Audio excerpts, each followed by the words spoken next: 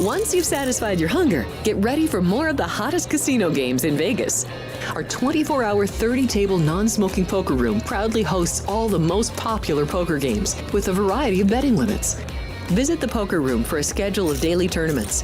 Whether you're going to hold 'em or fold 'em, the best place for poker is at South Point Casino. You'll notice that our craps tables are usually the loudest in the casino. If you've never played, join one of our free craps lessons to find out what makes this game so exciting. Check with the craps dealer for schedules and give it a roll.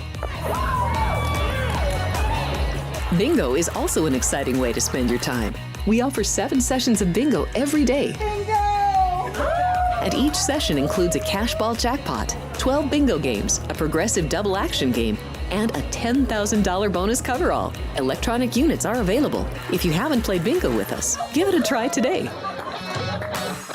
Guests can also get in on the action at our one-of-a-kind race and sports books. 2 separate rooms designed to maximize your experience and comfort. Our sports book, with over 400 seats, puts you right in the middle of the action, 24 hours a day. The friendly ticket writers are happy to help, and it's conveniently located next to the famous Del Mar Deli, where you'll find supersized portions of delicious deli items like roast beef, pastrami, and Reuben sandwiches, or soups, salads, and pizza. Plus spectacular desserts fit for a king. And right next door is the race book. Over 150 seats, each with its own TV screen. There are 16 interactive player terminals, so you can bet right from your seat.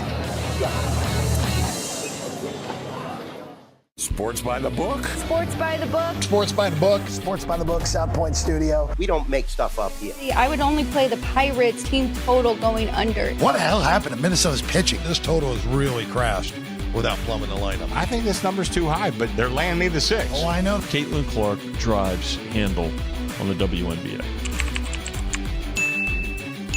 Never mind all these Mickey Mouse other stations. We are giving you hands-on information.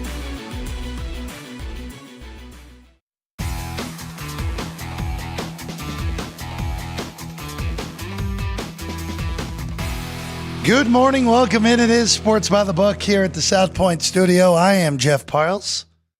Just me today. Alex will be back hopefully tomorrow. We got a good show lined up, though. Chris Fallica, the Bear, Fox Sports. Oh, that's cool. You can see behind me a monitor full of college football.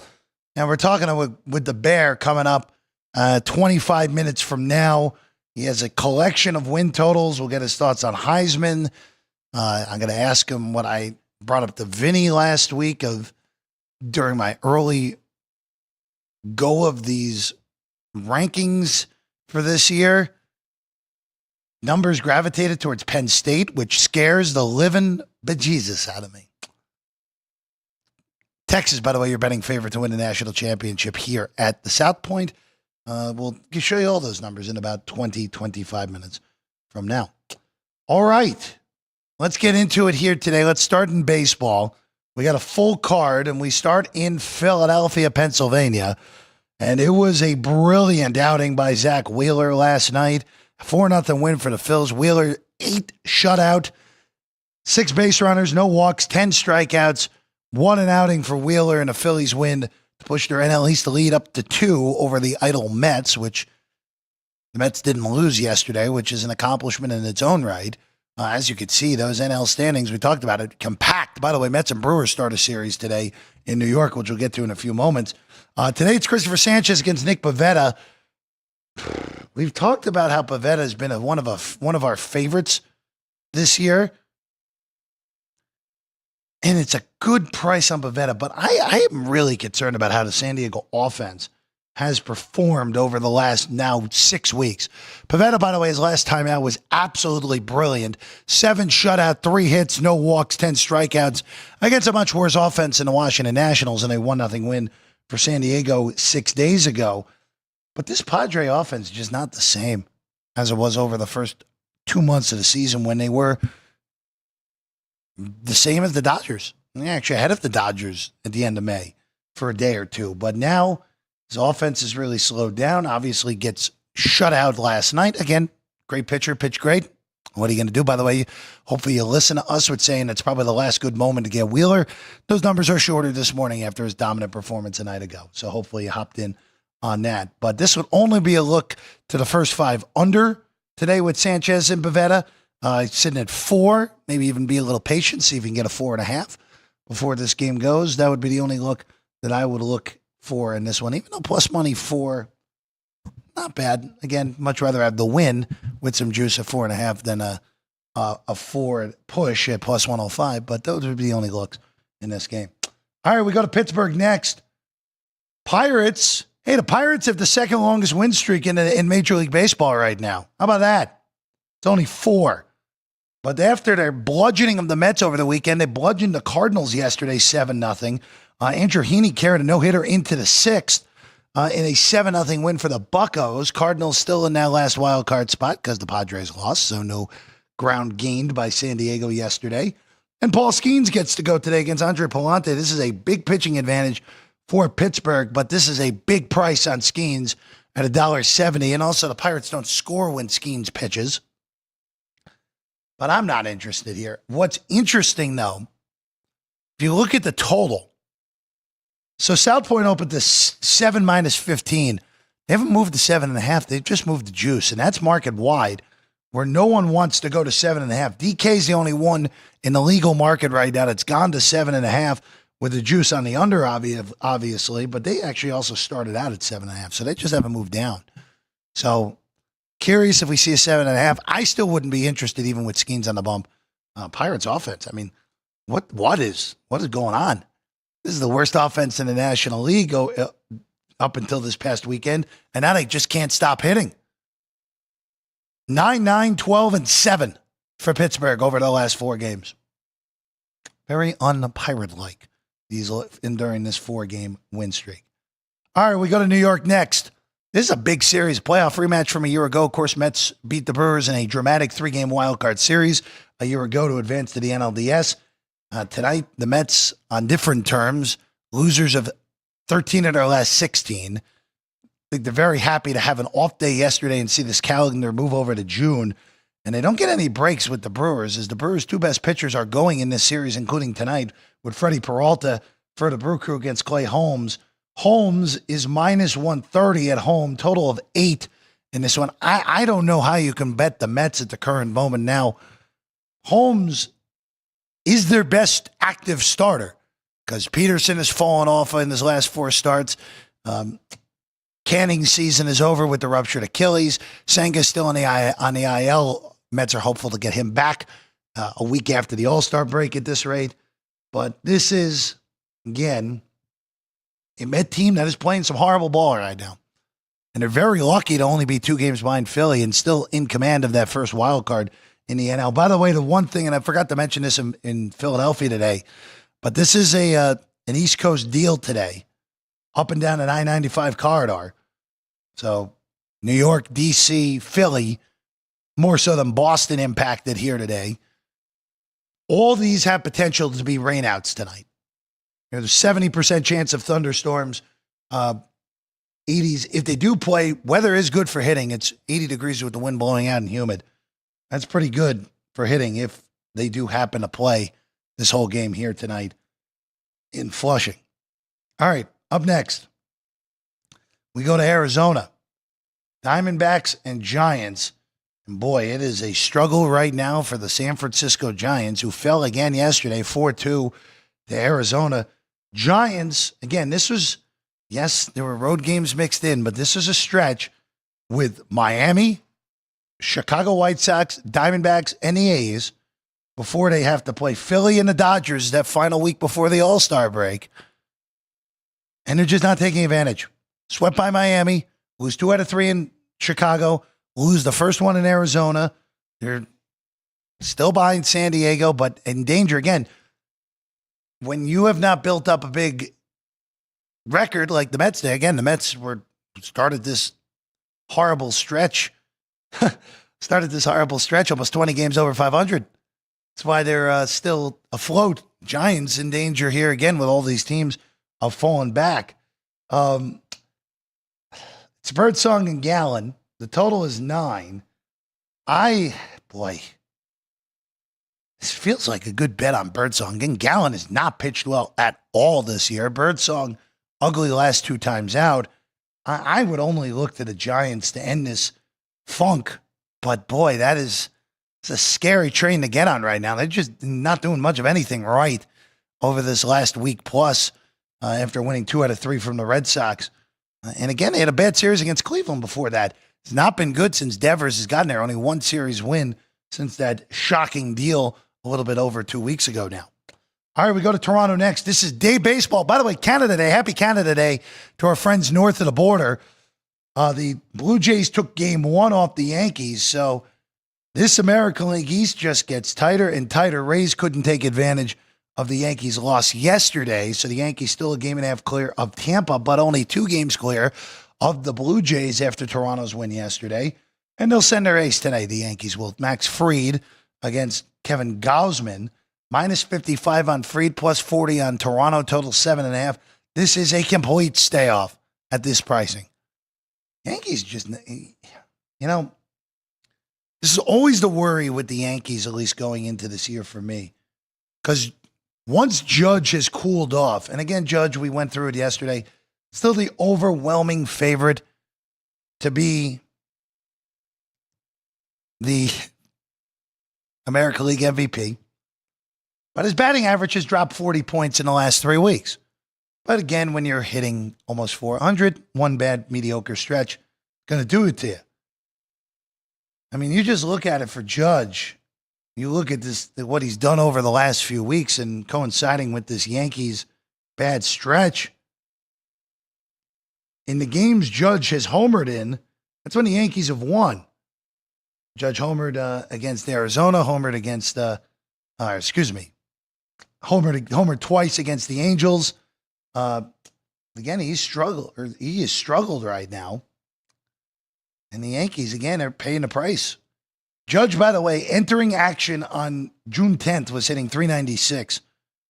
Entering the first day of July, it is 354.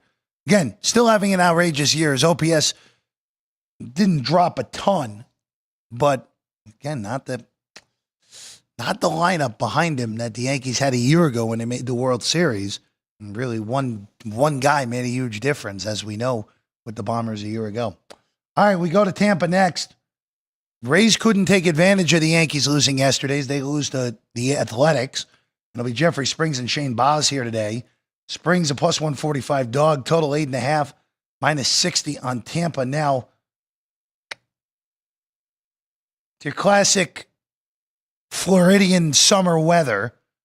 About a 50-50 chance of rain during this game. Total temperatures 83, winds blowing slightly out. Now, yesterday, I thought the total was too low, and it went over.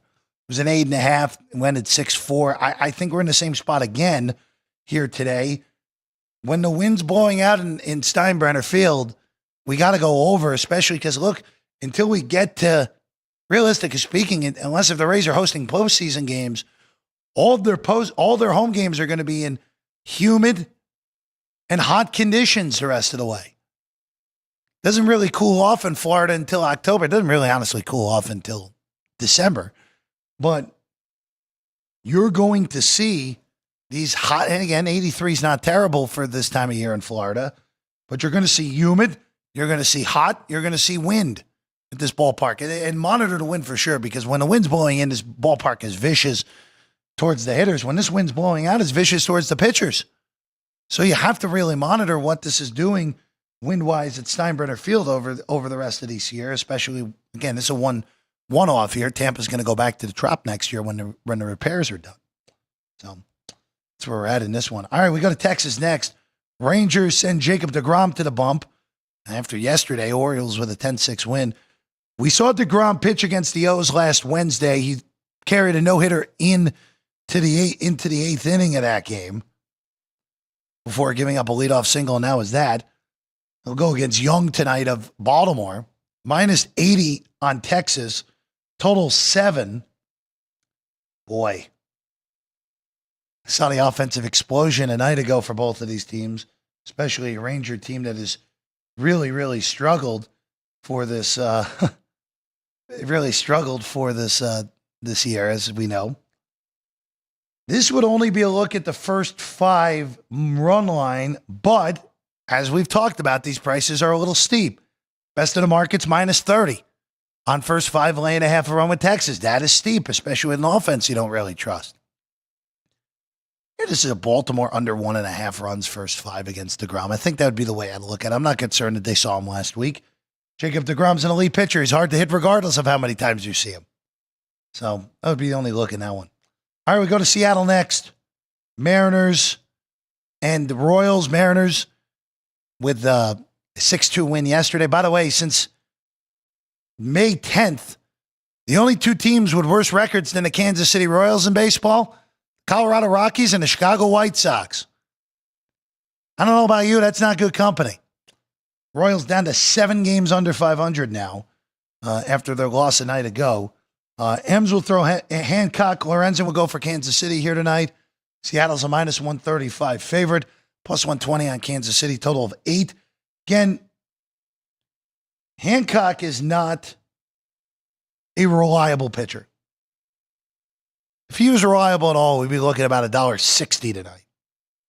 Last time out, he actually pitched pretty well, even though that game got out of control for Seattle last Thursday in Minneapolis, a 10-1 loss. It wasn't Hancock's fault. He actually only gave up 2 earned runs in 5 innings. Bullpen really got clobbered in that game for Seattle.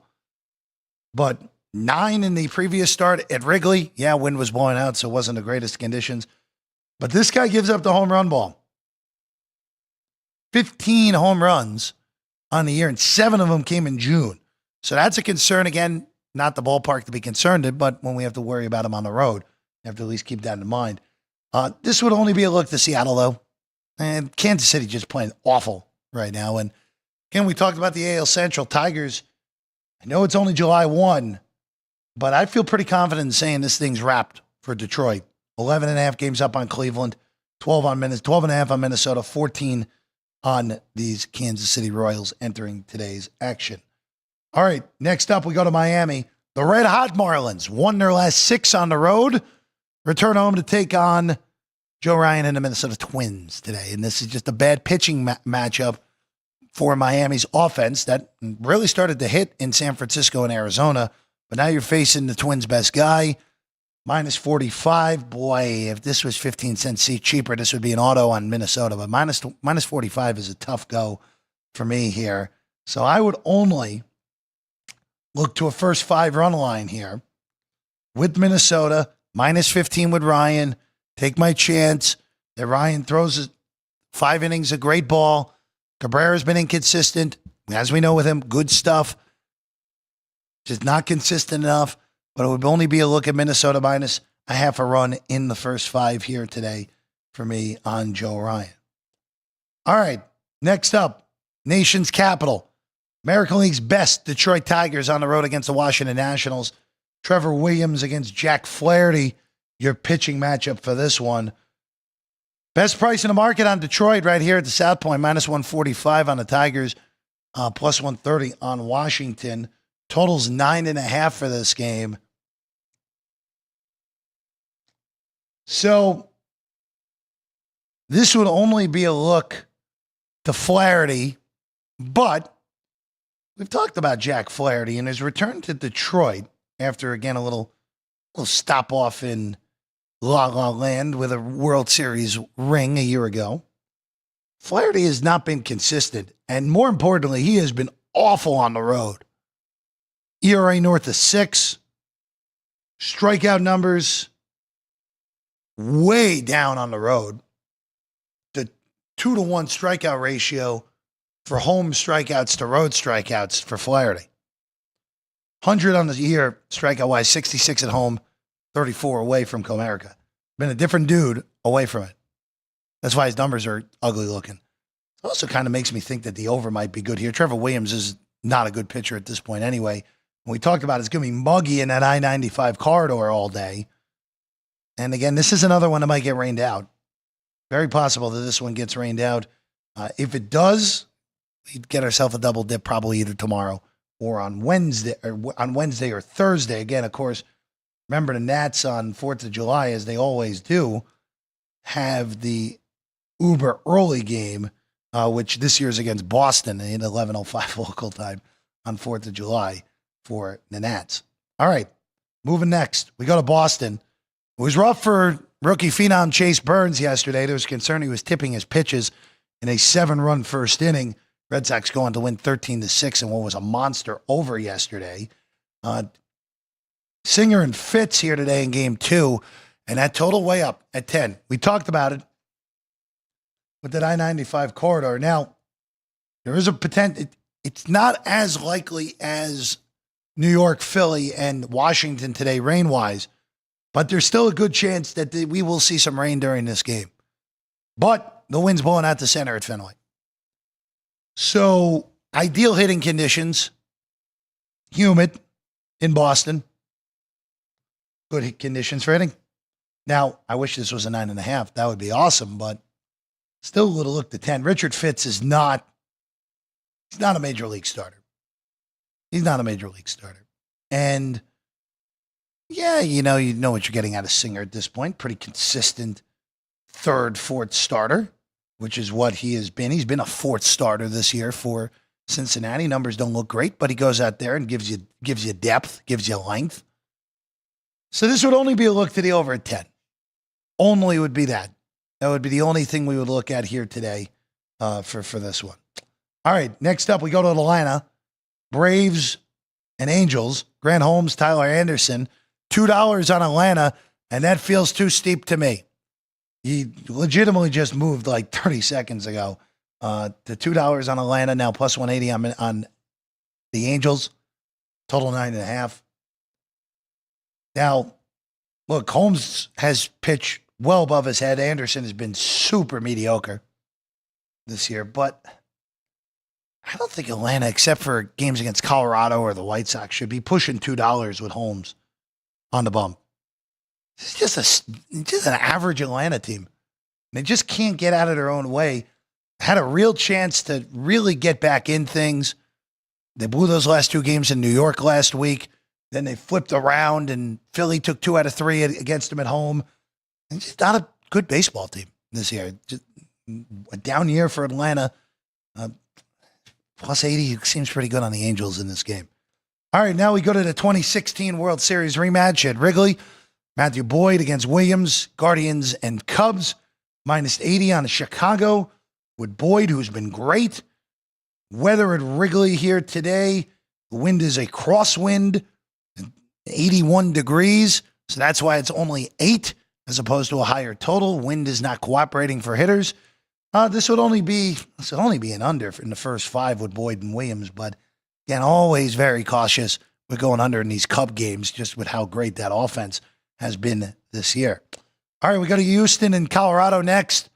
Denver, is the wind blowing out, and 83 degrees today. That is it over. I don't care who's pitching. It's Dollander and Gordon. We go over when the wind's blowing out and it's over 80 degrees in Denver in the summer. As long as we're not talking 13s, we're not. It's a lower number than we would historically see in these conditions. Over 11 is good here tonight, especially with an Astro team that is playing some fabulous ball at the current moment. We'll go over 11 at Coors tonight. And then last up, biggest favorite on the board, Dodgers and White Sox. Smith and Yamamoto. Yamamoto's a minus 350 favorite here tonight for LA. Total's 8.5. Not much you can do here. Really want to lay $1.60 on a run line? Really in the first 5, you really want to... Oh, you like that, Ryan? First 5's 1.5 on the run line. Yeah, no thanks. No thanks. We're going to steer totally clear of this Dodger and White Sox matchup at Dodger Stadium here tonight. All right, we're going to take a quick break. The trivia question is going to go on the bottom. See Nick and JR. By the way, you're going to have your work cut out for you here. It's an Olympic question from the 1904 St. Louis, Missouri Olympics. There we go. It'll be a lot of fun. So we'll see who gets that in the trivia question here today. Coming up next, we check in with the Bear, Chris Fallica of Fox Sports. Looking forward to talking a lot of college football here on the 1st of July right here. Sports by the Book, South Point Studio.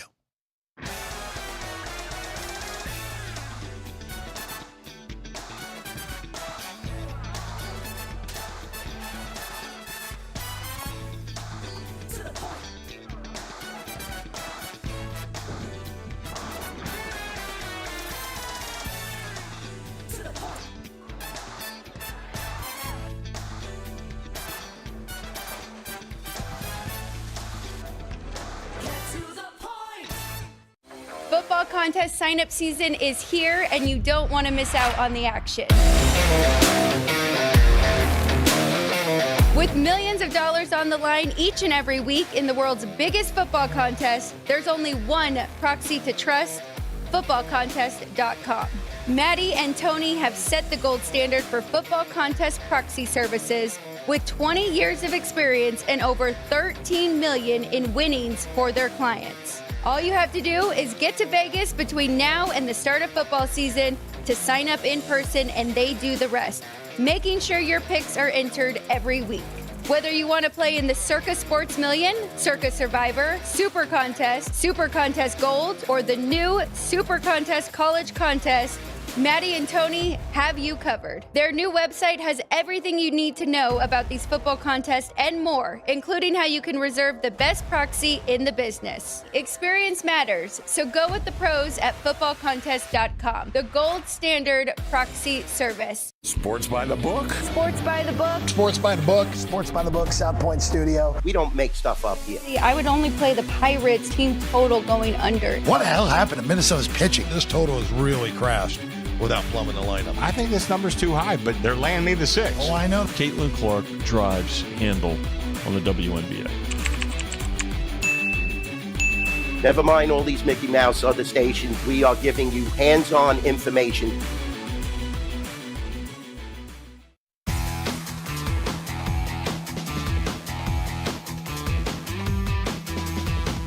Welcome back in.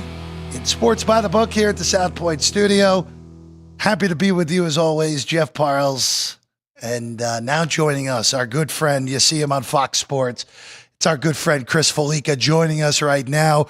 Bear, it's great to have you. And as you and I were talking before we got live here, it's July 1st. We're a month away from betting college football games. We can go right into that all now. I was going to say, yeah, a month away betting games. We could bet games now if we want. Oh, I know. We got a really good week 1, as we know. Yeah, we do. And honestly, week 0 is better than usual because I didn't intend to do this at any point today, but I just got to do it. The fact that we sent Farmageddon over to Dublin just feels wrong. Now, it's a great way to start the year. It's going to be a hell of a game between two of the best teams in the Big 12 on paper, but Farmageddon in Dublin just feels wrong, Chris. I'd love to follow an Iowa State fan through the Guinness factory, the brewery there. I mean, that's like a massive step up from the Natty Light that they're used to. But that's going to be a good game. It's funny, we talked last year about how you can make an argument for 6, 7, 8 teams winning the Big 12, and one of the teams that we didn't even talk about winning the Big 12 was the team that wound up winning the league and going to the college football playoff. And it probably is the same way again this year. Obviously, the Jake Retzlaff situation, leaving BYU now, opens that conference up a little bit more. I wonder if everybody's just a little too high potentially now on ASU, and we can look maybe a little bit further down the board and find someone. It'll be interesting. And well, Bear, I know you saw this Big 12 Media Days, which were here in Vegas, so we covered them last year. Because Arizona State was projected so low, they're not doing the media poll this year. Yours truly at Arizona State at 16th going into last year in the Big 12. So it shows how much I know. Good job. Yeah, no, you. That was great. Kansas winning the league, and I had Arizona State at 16th. It really went well for me a year ago. Ryan McCormick showing us right now these future markets for the national title. You mentioned Arizona State. They were in the playoff last year. They're 100-1. I know we'll have you back before the season. We'll get into those Big 12 numbers when they're more populous in the market than they are. But here's the board. Texas is your betting favorite here and pretty much everywhere right now. And then you have the three-headed monster in the Big 10. Ohio State's plus 550, Oregon 6-1, and they're at an Nittany Lions sitting there at 7-1. Bear, I said this to Vinny on the show on Friday a week ago. I was going through my numbers early, and I had Penn State at number 1. And Chris, it scares the hell out of me. It should. Look, their running backs are great. You kind of know what you're going to get from Drew Aller, whether that's good or bad. But it's funny, you hear it. And look, I can't fault your numbers or question your numbers, and a lot of people are in that camp. And it was funny. I was reading some of these like early top 25s and such, and talking about like Penn State and a narrative breaking broke through in 2024. What did they break through? All they did was solidify the narrative in what they were. You lost to Ohio State at home in the regular season. You lost to Oregon in the Big Ten championship game, and you lost to Notre Dame in the Orange Bowl. Okay, you beat SMU and you beat Boise. Like that's not breaking a narrative. I mean, we've seen Drew Aller go up and down. Like people are talking like he's the second coming of Josh Allen, but the numbers just don't back it up. And that'd be fair. And maybe they haven't had the best wide receiver core, but people are talking about this guy like he is a top overall draft pick just because of his size and ability. And I don't see it. I would not put past Oregon going to State College in late September and winning that game. And I don't think Penn State's going to go to Ohio State and win. So look, and I think James Franklin even alluded to this at some point last year, where like there are a bunch of teams out there that would love to have their problems, and there are probably about 100 teams out there that would easily swap places with Penn State now going 10-2 every year and making a great bowl and making the college football playoff. This is a team that they're going to make the college football playoff. They're going to be probably going to wind up with a home game in the first round. We'll see if they can knock off Ohio State and Oregon this year, like they were unable to last year. But yeah, I can't bet about Penn State at that number. The funny thing is, I don't know how many of these I could actually play right now. And I remember prior to last year, in December of, I guess it would have been 2023, they posted some odds to win the 2024 national title. And I grabbed Georgia at like plus 450, thinking that was going to be the best price that I was ever going to get on Georgia. And by the end of September, there was a better price available on Georgia. So I wonder if there are going to be better prices available on a lot of these teams. Like, will there be a better price? There certainly probably will be a better price than the Ohio State-Texas loser week 1. Oregon is the team there that I would bet. If I had to bet one, it would be Oregon, because I think if you go to Penn State and win, you're basically locked up a berth in the Big Ten championship game. Your schedule isn't very difficult at all outside of that game. I think you get USC at home. I think maybe you go to Iowa. But like Oregon over 10.5 in terms of a win total, and Oregon at that number to win the title. Like if they beat Penn State, that number's coming down. If they lose to Penn State, it probably isn't going to drop much because the remainder of the schedule is so easy. So of all the teams listed there, I think Oregon would be the one that I would make a play on. You know, and just to go through some schedule stuff real quick, and you mentioned it on Oregon, like you win that, and it is and finally for Penn State, it's a whiteout night game. Like they finally get one of these. No, believe me, I've heard they're happy about that now. Look, that, by the way, that Saturday night is insane because Alabama and Georgia is that same night too. So that's going to be an insane night. But boy, I just going through Oregon's schedule. I mean, if you win that game, 12-0 is probably happening for the second consecutive regular season for the Ducks. And by the way, I just want to throw one caveat on Penn State too. Even though I have them number 1 in my ratings, Bear, I'm almost certainly going to find a miss the playoff price on Penn State and bet it because if they lose to Oregon on that Saturday night in State College, they are not winning at Ohio State. We know that. Like we know they're not winning that game, and that game at Iowa is not an easy game. I know that we know that what the problems that Iowa has. We understand that, but that is a significantly harder road game than than Penn State had at any point a year ago. So I'm just throwing that out there.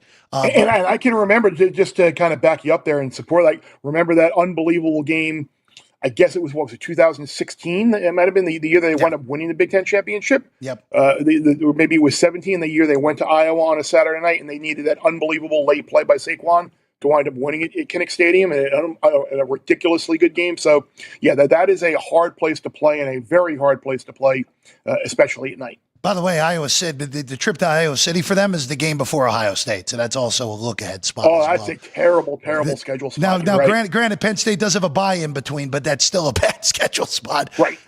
Either way, if you're looking at that going across the board. All right, let's go to the Heisman board real quick. DraftKings numbers are the ones without the asterisk. FanDuel is the one if their number's better with the asterisk. This is, to me, look. The preseason Heisman market's always funky, Bear.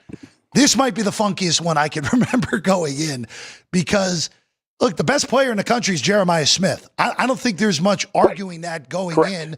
It's just a matter of, is it a quarterback play from Sayin or whoever happens to be the guy in Columbus? Is it going to be good enough for Smith to have a Devontae Smith-like type of season? I think Arch Manning's too short. I think Garrett Nussmeier and Klubnik are too short, Bear. And then you go down the board, it's like, oh, you know what? Lenora Sellers, DJ Lagway, that's kind of fun. But then you look at those numbers, they're like, really? We're not even getting 20 to 1 on Sellers. And we're getting 20 to 1 on Lagway, with Florida having, for the second consecutive year, the most ridiculous schedule I think I've ever seen in the SEC.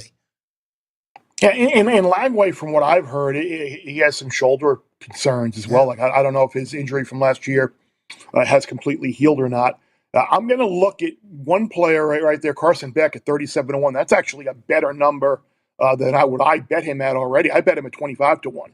I think if Miami has the type of year that they think that they are capable of having, look, you look at Carson Beck 2 years ago, unbelievable season, leads Georgia to the national title. People talk about him maybe being the number 1 pick in the draft, top 5 pick for sure, and comes back, loses to his 2 best wide receivers, loses his tight end, Brock Bowers, offensive line injuries throughout the year, a bunch of young wide receivers who were dropping balls left and right. He wound up getting hurt.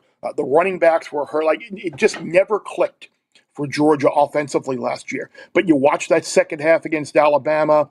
You watch the Georgia Tech game when they were forced from behind to throw. Like, he's got probably a top 3 offensive line in the country, I think, in front of him this year. They feel really good about their running backs. He has the supporting cast around him to have a great year. I think if they beat Notre Dame week 1, you're going to see that price come down a ton. So Carson Beck would be somebody I would bet. And you're going to have to do a little on-the-fly research for me here, because the other guy I'm very interested in betting here is not listed, and that is Jackson Arnold at Auburn, who transferred, of course, from Oklahoma last year. So I've seen him somewhere around 45, 50 to 1. I don't know what numbers. 60. You have 60 at draft. That, I would absolutely make that bet. I think Auburn is going to have a very good year. You look at Cam Coleman and Singleton, the wide receivers that they have, in Hugh Freeze's offense now. I think they have a chance to go through the roof on their win total of 7.5. And I would even be considering a little bit of a nibble on them to win the SEC and make the playoff as well, because I think they have a chance to be very, very good. They had terrible quarterback play last year. That'll be better. They gave away a game against Missouri, like you know. They gave away a game against Oklahoma. Like they were a better team than their record indicated last year. So I would think that Auburn has a chance to look.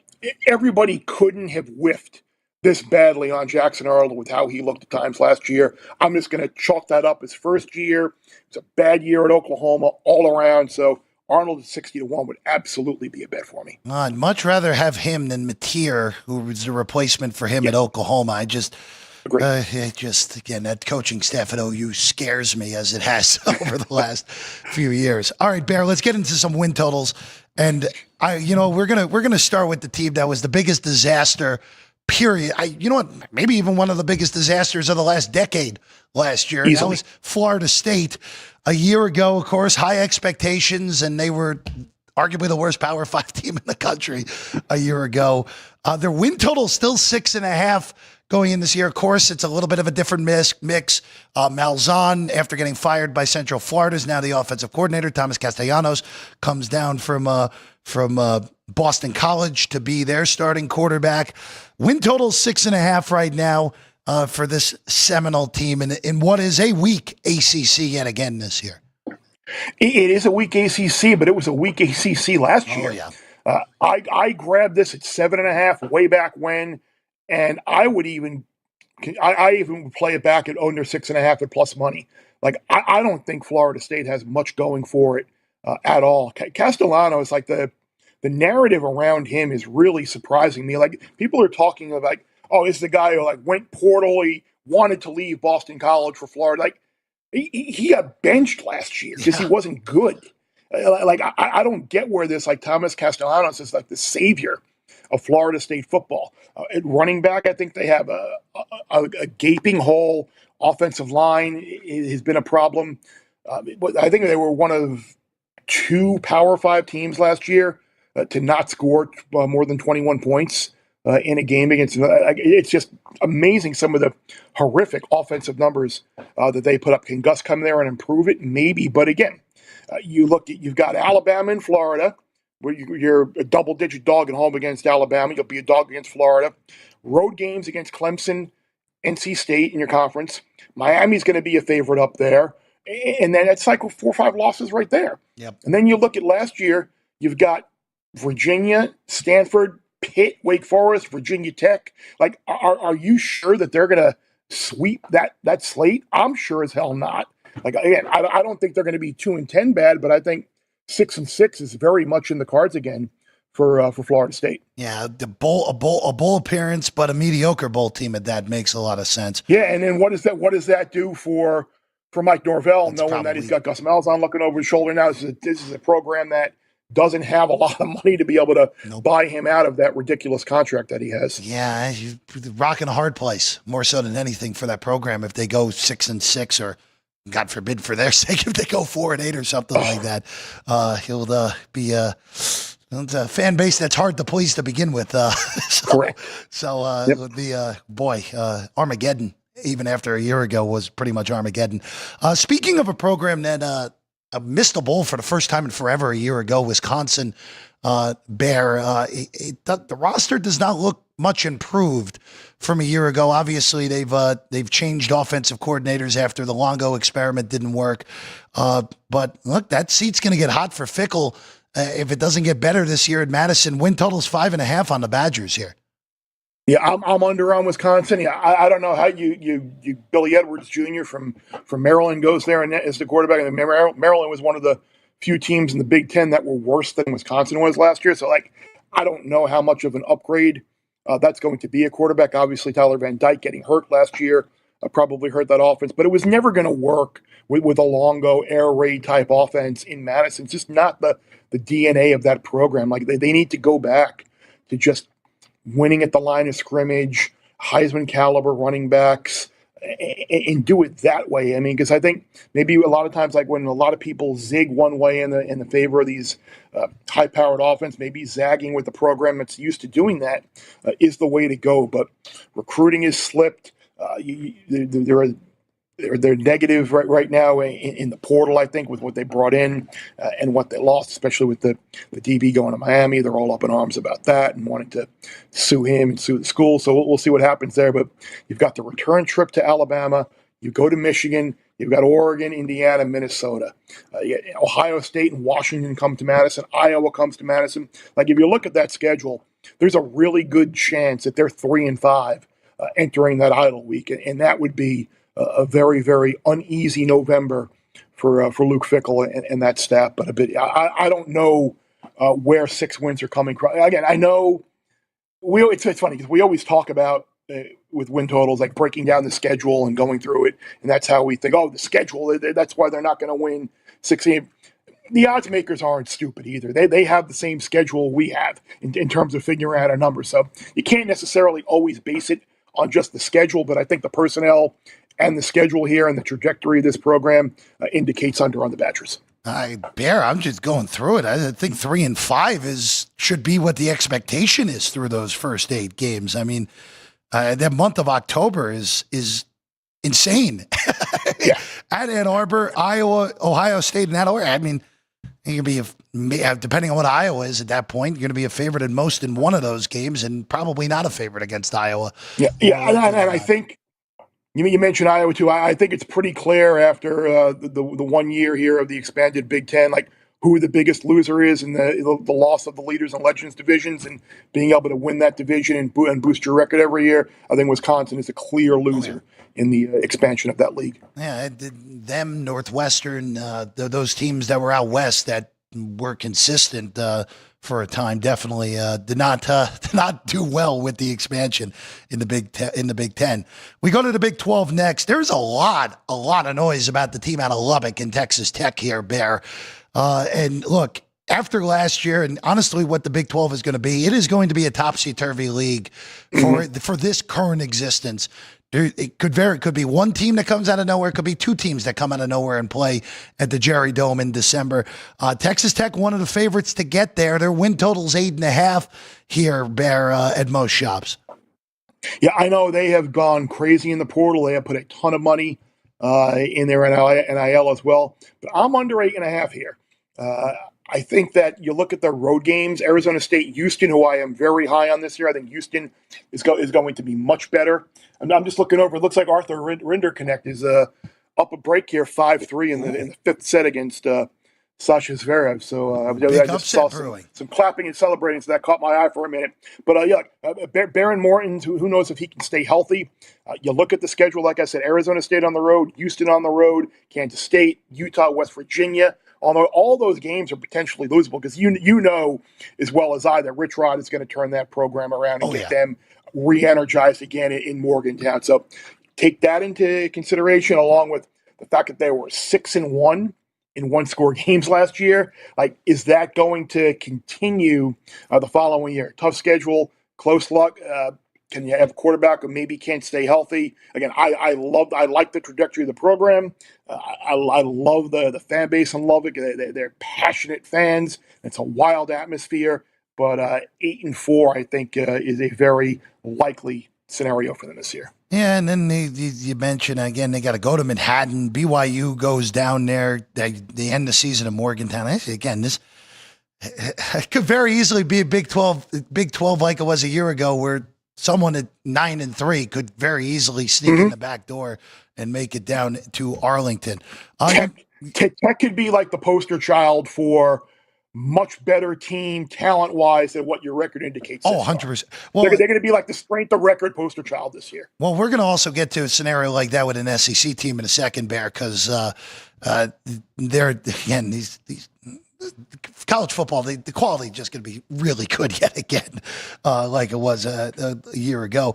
You mentioned Oregon earlier, and look, Bear, we don't have to spend too much time on it, but you're on over 10.5 here. I mean, I'm with you, just the way their schedule looks. If they win in Penn State on that last Saturday of September, them going 12-0 is, to me, the very likely scenario here. It is, and it all depends on Dante Moore. Yeah. I think the assumption is like, okay, there's going to be a massive drop-off from Dylan Gabriel last year, quarterback with Moore, but Moore was like one of the highest quarterback recruits in the country a couple of years ago. Albeit he got thrown into the fire with a bad UCLA team a couple of years ago. It doesn't mean this kid isn't going to pan out. Like, I think he has a ton of talent. I think this offense is going to be great for him. Losing, was it Ted Johnson, I think, who hurt his ACL and is out for the year. I think that will hurt. But this is a team that is recruited as well as anyone. The offensive line is one of the best ones in the country. I don't expect much of a drop-off offensively and record-wise from the Ducks last year. I think they're going to be right back in the playoff, and I think 11-1 is probably a very likely situation for them. Even if they were to go to Penn State and lose, I think there's a good chance they win out. You look at, like I said, you look at the road games, Rutgers, and then you got the UW game as well, which they'll be all excited about up there in Seattle. But I think 11-1 is possible. I think 12-0, 11-1, playoff berth yet again for the Ducks, and just get on the other side of the bracket of Ohio State this go around. Yeah, exactly. For Oregon. All right, let's go to Baton Rouge. And you know what? This team has had a ton of noise about them this offseason in LSU. Again, the pressure's on Brian Kelly. To some, they have the best quarterback in the country. I like Nuss. I don't think he's the best quarterback in the country, though. Bear, they're 8.5 on the win total. They have, once again, an absolutely insane schedule that not only is insane in the SEC, but starts out on that first Saturday of the year with a monster game with another team we'll talk about in a little bit, in the other Death Valley at Clemson. What are your thoughts on LSU going into a year that's make or break for Brian Kelly at this point? I think this brings up a broader macro discussion with college football, especially when it comes to the SEC with the depth of the league. Like 8-4 or 9-3 in the SEC is really good, just because of the depth of these teams. LSU could very easily be sitting there at 9-3 at the end of the year, and they're going to be like the Alabama team was from a year ago, not get in because they just picked up losses throughout the year. But you brought in a Hall in the portal. No, who do you think is the best quarterback in the country if it's not Nussmeier? I'm going on more of a potential here. When it's all said and done, I think Arch is going to clearly be the best quarterback in the country by the end of the season. Going into the year, boy, it's really difficult because like Beck showed his flaws, Aller showed his flaws, Sellers, you have your questions on. Going like Klubnik. At the current moment, I probably would go Klubnik, but boy, I hate that answer when I say it out loud, Chris. That's why I asked, because like you go through and like, Sam Levitt's another one too. Like how much of that? Mm-hmm. How good was Sam Levitt better because he had arguably the best running back in the country by the end of the year? That's going to be there are so many because Ohio State and Alabama have questions at quarterback for the first time in a while. It makes it there are about 5 or 6 guys you can make a legitimate argument for. Yes, I mean, obviously, I think LSU having Nuss is a massive deal. Yeah. But again, you've got Clemson, Florida, Ole Miss. Clemson and Ole Miss are away from home within the first 5 games of the regular season. You go to Alabama, you go to Oklahoma, who we expect will be better. South Carolina and A&M both come to Baton Rouge. Like at plus money, this is a situation where I kind of have to go under the 8.5. I guess in a situation like if I want to get off of this and potentially go over, there's no way they go over without winning it in Clemson week 1. So maybe do I take a little LSU money line if I want to get off of my LSU under 8.5 at plus 128, and maybe they do still wind up going 8-4. Who the hell knows? And I wind up winning both, but. I think it's tough. I think this team has a ton of talent. I think Nussmeier right now would be QB1 in the 2026 draft, but just because of the depth of that league and the way that schedule shakes out, I do have to look at under there. It is, again, just looking at the schedule. Clemson, they get Florida. At least they get them in Baton Rouge this year, but then they have to go to Oxford. Then after that, okay, all right, you get South Carolina, who's going to be a good team yet again with a top 7 Heisman favorite. Oh, and then you get to go to Vandy, who's not a pushover anymore. I mean, A&M, right. Alabama, like, boy, poor. I never feel bad for Arkansas for obvious reasons, Bear, but the Hogs might be the sacrificial lamb of the SEC this year when it's all said. Yeah, I think they might. I think a lot of people thought they were going to be last year, and they wound up performing a little bit better than most people thought. 100%. Let's go to a sacrificial lamb of the Big Ten. Let's go to West Lafayette, Purdue. Barry Odom takes over. Bear, it's 3.5 over. You're laying over $2 now at FanDuel. If you want to go under 3.5, there's a 2.5 plus under 2.5 plus 50 at DK. Look, they have 2 autos on the schedule. Purdue does, but I mean, look. It's hard to find a third one with the way that this roster is constructed for year 1 of Odom in West Lafayette. This is the conundrum with a lot of depending on your viewpoint on what you value a win or a half a win at in these markets. Personally, I would rather lay more juice and get the cushion of the game than go under 2.5 and know that they have to go winless in the Big Ten. Like Barry Odom, he's gonna turn that program into respectability there. 17 new starters. I don't think you're going to see it this year, but would it shock me if they won a game in a league that has a terrible bottom? No, it wouldn't. So obviously, like you said, they'll beat Ball State, they'll beat SIU. Is there another one on the schedule? That's basically going to be determined whether you want the plus money on under 2.5 or you want to lay $2 and go under 3.5 with the cushion. That's pretty much that October 25th game against Rutgers. There's your whole ball of wax right there. More likely than not, they do get Illinois at home. Again, the Illini were one of the better surprises in the country a year ago. So, and Bielema was salty this offseason, which is usually a good sign for his team. It is. Usually a good sign for him thinking his team's pretty good going into the year. You mentioned Auburn. Let's hear it for the Texas A&M Aggie. Hullabaloo, connect. Yeah. We're in to connect with the upset of the third seed, second place Sasha. Oh, Zverev. wow. Big dog. Look at that. How the carnage price. continues. You got that. Here's what I got for you now, Bear. Auburn, you were going about it before. Look, bad quarterback play and bad luck is a very bad combination when you play a good schedule. And that's what they had a year ago. I mean, they handed the Oklahoma game to the Sooners on a platter. Same with the Missouri game last year. But look, they're 7.5. They get, it's weird. Some of these SEC schedules I actually think get a little bit easier this year because you get the road game that was a little bit tougher. Now you get them at home. And that happened for Auburn this offseason. 7.5 is now up to minus 160 at DraftKings. So people are following your position here. Yeah, that was, I got it way back when I saw, oh, good. So I got 40 cents to CLV right now. Perfect. That's that. We know how that's going to go. But I'm pretty confident in this team. You mentioned bad quarterback play, bad luck. You bring in Arnold, you bring in Singleton to go with Cam Coleman and a really good wide receiver core, offensive line full of upperclassmen. I think that has a dramatic ability to increase their win total. Got 3 auto wins on the schedule, and the game at Baylor to open the year is certainly winnable.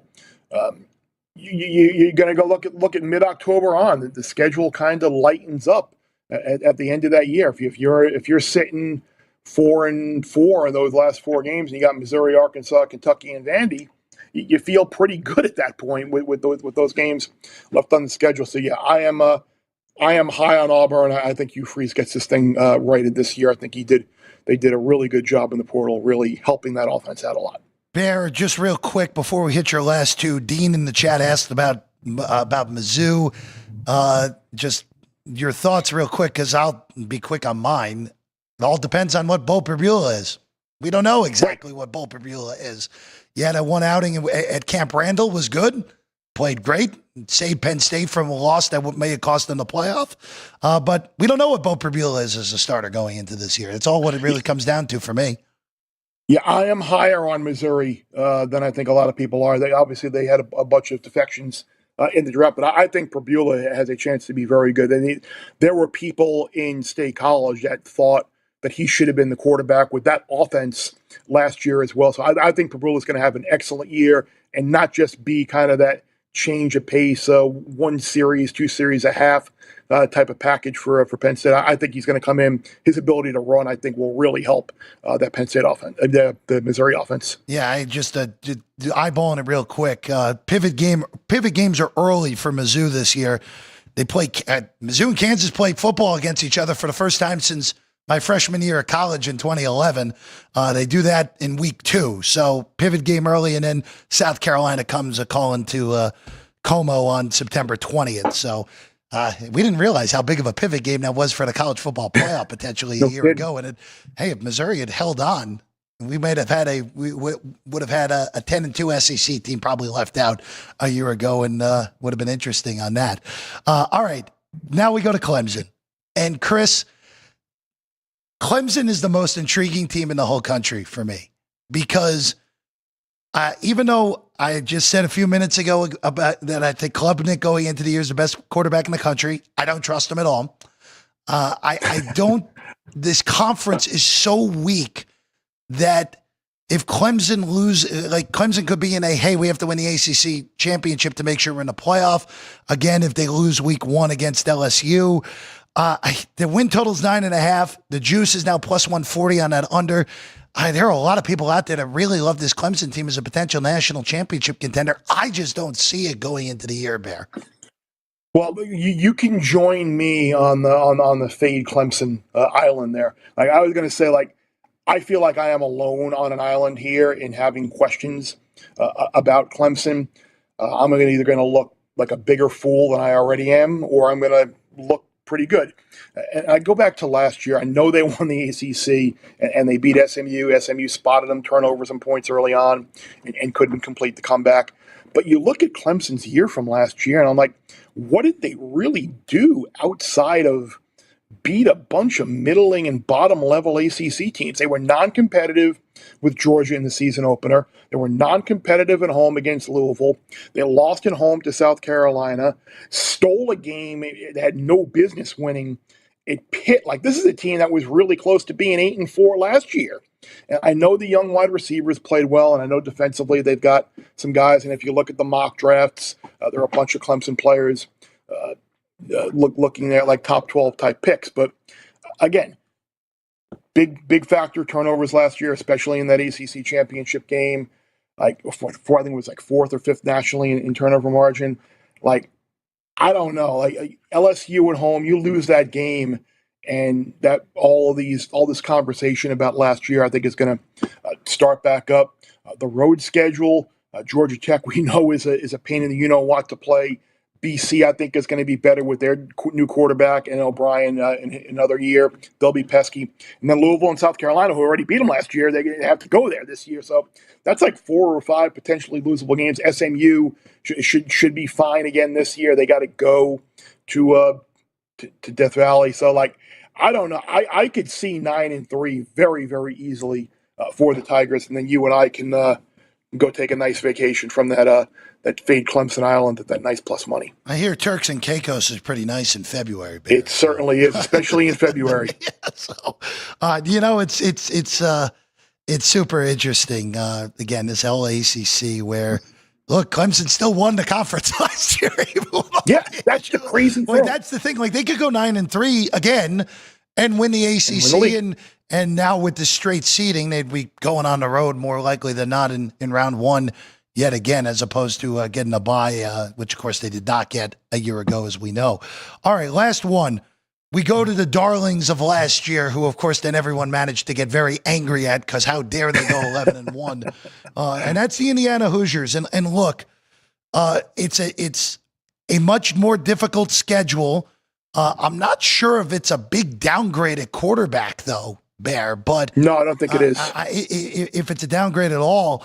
But this schedule, in comparison to last year, which was, look, they got lucky that Michigan had a down year a year ago, and they took advantage and they won that game. But look, this is a much different looking schedule for a Hoosier team that is going to have a much more difficult go of it after what they did a year ago. Yeah, like you look at the non-conference, and it's the same laughable non-conference schedule. Old Dominion, Kennesaw State, come on. Indiana. Don't disrespect the Owls, Bear. Come on. You're winning all three of those games. But remember, last year you had UCLA, Northwestern, Michigan State. Now you have Iowa, Oregon, Penn State on the road. So that is a massive flip in the scheduling. So assume you lose those 3 games, Oregon, Penn State, Iowa. That basically means you're going to have to run the table against the rest of your schedule. Illinois, who we were just talking about, Burt being pretty chippy this year. Michigan State, who should be better with Jonathan Smith now in his second year. UCLA with Nico now, they might be showing. They played really well at the end of last year, so they might be showing some signs like Maryland. I don't think is any good. Wisconsin, I don't think is any good. Purdue, not any good. But again, rivalry game, end of the year, new coach. Who the hell knows? So you got to win every single one of those games to go over the 8.5. So I just don't think that that's happening. Bear, one more college football question before we have to get to an event that I didn't even realize was starting tomorrow that I know you have plays on. This portal NIL era has created such a different landscape for what this sport is. And look, I know the folks in Birmingham are not happy about it more so than anyone, but this is the most wide open year I can ever remember in college football. And that is only good for the sport moving forward when you have more teams. And look, I know Ohio State ended up winning it a year ago, and they and Georgia were clearly the favorites going in. But a more wide open sport is just better for what college football should be moving forward, even with, again, more so than anyone, the folks in Birmingham are the one that are ticked off by this development moving forward here in this NIL era. Yeah, I was going to say, I don't have any suggestions for Chrissy this year on a two-teamer versus the field in terms of to win the national title, because I thought the Georgia-Ohio State was a natural thing last year, and it looked a little sketchy there at times, like one of those teams, or maybe both, wouldn't be in that title game, but Ohio State ultimately did get there. But like you said, that's when you showed those odds to win the title before, like you could make a case for a lot of teams to win it. I didn't necessarily think that the NIL era and the portal era was going to produce that. I thought it was going to be a situation where maybe the rich got richer, but obviously these schools with deep pockets and the ability to create these collectives to bring in a bunch of players. And I'm going to use my alma mater, Miami, as a perfect example of that. What that Canes Connection group is doing to be able to afford to bring in a Carson Beck and bring in DB from Wisconsin and bring in the players that they have. Like, it's made that program, it's injected life into the program. It's made them a contender.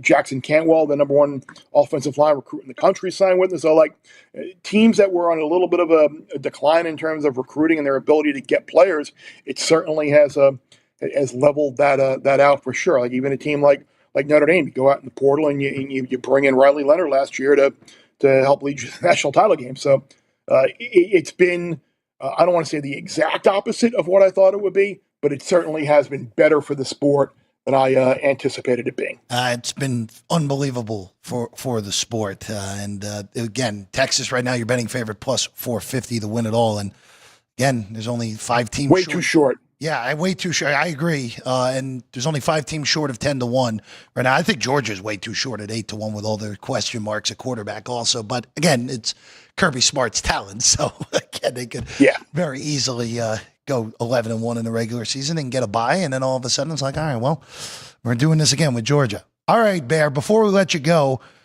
you reminded me of this before we started on the air here. You're a big soccer bettor. We, again, having fun with the Club World Cup where Man City got upset and eliminated yesterday. How about that? Hey, look, you knew you were going to get some weird stuff in that event, and that might not have even been the weirdest thing that we saw in that tournament, though. But the women's Euros start tomorrow in Switzerland. First time it's 16 teams. Bear, Spain is your betting favorite. Of course, the reigning World Cup champions on the ladies' side at 2-1. England's 4-1. Germany and France are 5-1, and then everyone dips off. Is there anything you're looking at bets-wise that you would look to play here for our folks out there to maybe looking for some non-baseball action right now? Oh, well, you know what? Maybe the computer had other ideas for talking soccer. Frozen. Yep, you're frozen, Bear. You know what, Bear? Now you're not frozen. You're back. Look at you now. Perfect. All right, perfect timing. What do you got in the Lady Euro before the computer decides to freeze you up again? Spain is a clear, deserving favorite. I've seen them as long as plus 250, and I think if you can get plus 250, that's fine. 2-1 is usually the price that I have seen all over. They are far and away the best team. They had a little bit of a health scare with Aitana Bonmati, one of their midfielders, coming down with a meningitis, but she's come back and returned to the team. So her return, like they will not need her in the group stage. They will storm through that group. They are so deep up front, and especially on defense. The wingers that they have, Caldenti, who plays at Arsenal, and Pena, one of their younger players who was a star this year as well. They're the best team. I think they're a bet to win this thing. You know how I'm like big into those cross-sport parlays. Like I got a nice single leg with Spain to win the women's Euro, a single leg with Tadej Pogačar to win the Tour de France, a single with the Buffalo Bills to win the AFC East. I think Spain is far and away the best team, and I took a shot in turn. I know Christy's probably itching to to book leading goal scorer for the Women's Euro. So I would suggest once Chrissy posts that, I think Leah Schuler from Germany at plus 850 is what the price that I got. I think she's a really good bet there. Germany's another team that should put up a bunch of goals in a relatively weak group, and I think Germany is the most likely team to get to the championship on the opposite side of the bracket from Spain. So I think you're looking at potentially 6 games from Schuler and probably 6 goals or so. So I think plus 850 is a nice price on her. Well, and also, too, Bear, more great luck for England, where they get stuck in a group with France. Oh, and by the way, Netherlands. And the Netherlands. Oh, and by the way, if they happen to win the group, then they're on the same side as Spain. So really, just exactly. Really, and as you know, Jeff, no more Mary Queen of Saves in net there for England. Mary Earps is retired internationally, so new keeper for the Lionesses. Yeah, poor Wales is the sacrificial lamb of Group D, the group of death over in that. Yeah, no, look, just eyeballing this, Bear, real quick, doing my quick crash course. I mean, yeah, Spain is just what an easy group, a good path, and Germany again, boy. Be a good tournament. Definitely looking forward to watching. Now that you reminded me that we got this coming here today over the next month in Switzerland as we get prepped for the Men's World Cup next year in the U.S. Where I want Bear. This is the last thing I got for you. I want a book next year to put up numbers. This has nothing to do with the soccer itself. I want a number of games delayed by weather in this upcoming World Cup. I want someone to put it up because Miami, we know the weather in July and June, awful. Kansas City does not get the respect for how bad of a weather city it is in the summer. And then, look, we know the I-95 corridor is with Philadelphia, the Meadowlands, and then Boston. Yes, Foxborough, right. I know.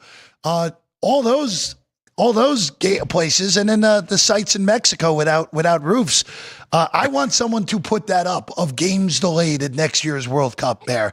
I know no one will do it, but that is a market that I know that someone would screw up for that. Yeah, I was going to say, I nominate you to make that number. Funny story on that, and you opened up a wound here. This past weekend, I actually had Benfica under a half a goal against Chelsea. And they decided weather delay. Let's just stop the match with 4 minutes to go, and then sit in the locker room for 2.5 hours. Come out, penalty in the 95th minute, 1-1. Thank you very much. Yeah. Under a half. Goodbye. Yeah, that's how things are going for me right now, my man. That's a bad one. that's and then how about and then the next day we'll back that up with the Rockies under 9.5 wins for the month, 2 out. Bottom of the 9th, home run. Yeah. Arcia against the Brew Crew. We send that to extra innings, and we wind up losing that game and to get the Rockies to the 10th win. But I really blame the Giants for that. The Giants pissing away that game earlier this month. I think they were 7-2 or something in the 8th and wound up losing. So the game should have been irrelevant. And it was their best pitcher who gave it up in the 9th, too. Yeah, no, 100% on with you for that, Bear. Chris Fallica, everyone. Of course, find him on Fox. You'll see him all football season long. You guys got a pretty good game to start off your season, Bear. Not bad. Not bad. With the two betting favorites doing battle in Columbus with Ohio State and Texas to kick off the season for Fox this year. Bear, we always love talking to you. I know we'll do it again when we get closer to the season. Thanks for taking the long while to be with us here this morning. And absolutely good luck on the soccer bets. I know you're betting Wimbledon and the ponies as always. So appreciate you hanging with us this morning. Absolutely. But is that a Bobby Holik jersey we got there behind you? No, that is a good guess. That is this. I'll give the backstory to the story to the jersey behind me. So Gary Bettman's daughter went to my high school, Northern Highlands Regional High School in Allendale, New Jersey. So one year there was a benefit for I don't know what it was, probably some PTO nonsense.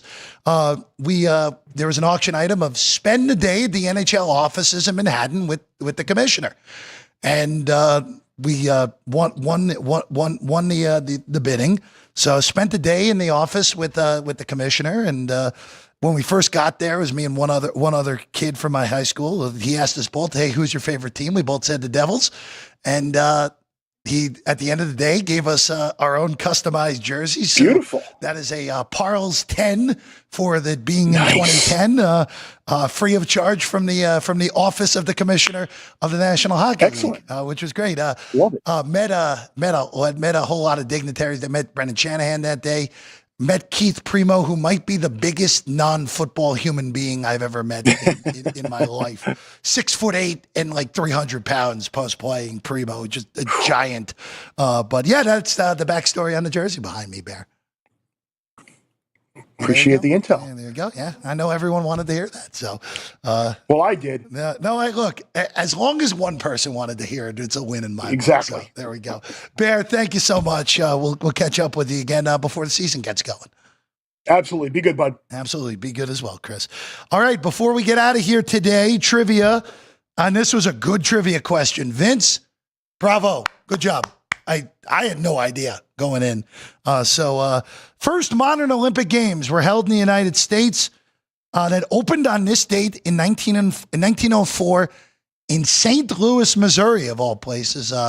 But there you go. All but two sports contested in these games in 1904 are still a part of the program today, or coming up in the 2028 Olympics in Los Angeles. Which two sports are now gone? And the answers to that were roque, which is the American derivative of croquet, which was won by Charles Jacobus of Seneca, New York, and then tug of war. They should bring tug of war back, right, Ryan? Summer Olympics. It's a summer pastime. It's summer camp. Why not bring it back? The Milwaukee Athletic Club of the United States won gold in 1904. By the way, tug of war was there from 1900 to 1920, so it actually did make it a few Olympics. And we have a first-time winner, right, Vince? First-time winner. Hawksmoor Mirabellis with the win, beat Nick. Nick had a good guess, got roque, but had lacrosse, which is coming back in the upcoming card in 2028 in Los Angeles. So Hawksmoor Mirabellis, love it. Love a first-time winner here today. All right, that's what we got. Bear, big thanks to Chris Fallica for hanging almost an hour with us. The crew as well, Drew Dog, Ryan, Vince, and Jerry here today. Alex, hopefully back tomorrow. I'm Jeff Parles. Hope you enjoyed it here today. We loved it talking with Chris Fallica, a lot of college football. So be on the lookout for repostings of that across our YouTube page and social media. We're back tomorrow. Sports by the Book, South Point Studio.